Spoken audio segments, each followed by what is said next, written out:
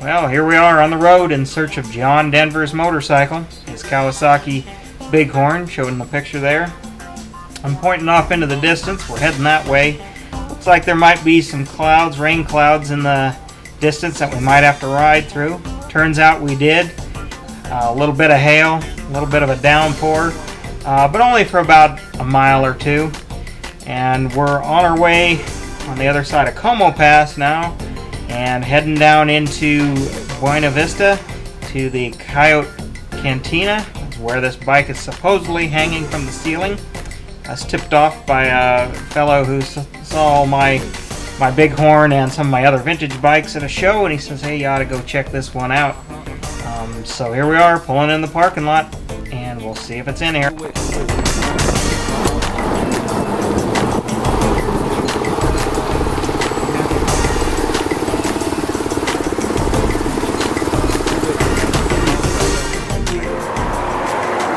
Well, we had to ride through a little bit of rain and hail to get here, but we're here.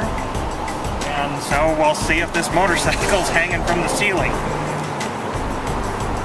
You guys are sitting Inside. Yeah. I know I don't. Here we are sitting at our table, looking at all the things hanging from the ceiling and on the walls. Still can't find that motorcycle though. It's not hanging in this room. Here's a little bit of what we had to eat. I had their chimichanga, and Katie had their smothered burrito. She chose the red sauce, which is just a regular chili, over top of a burrito. Okay. Well, this is the only reason we came here, is to see this bike. Somebody told me it was here. I have a 1970 version of this, so I've seen it. It's not hanging up on the wall or on the ceiling anymore, but it's still here. I wonder if it's for sale. Here's a little closer look at the motorcycle here. Comparing it to the picture, I don't think this is his motorcycle. I think it's just another one that looks like it. Savvy viewers will notice the taillight is incorrect for the F5. This is a build date of an 11/71, so it could have been titled as 72, but this is definitely an F5. But it has some wrong parts on there, which it's not out of the question that it could have been changed throughout the years, broken, whatnot. But I didn't see any evidence of any sort of authenticity or that it's his motorcycle per se.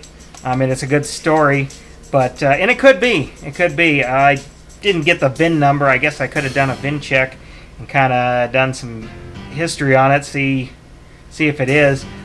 If somebody knows the proof and everything, hey, leave a comment in this video. I'd really like to know. But on the surface, just looking at it here, I mean, I didn't stand there and study it too much. They were kind of busy in the restaurant there, so I didn't want to be in the way or be a bother.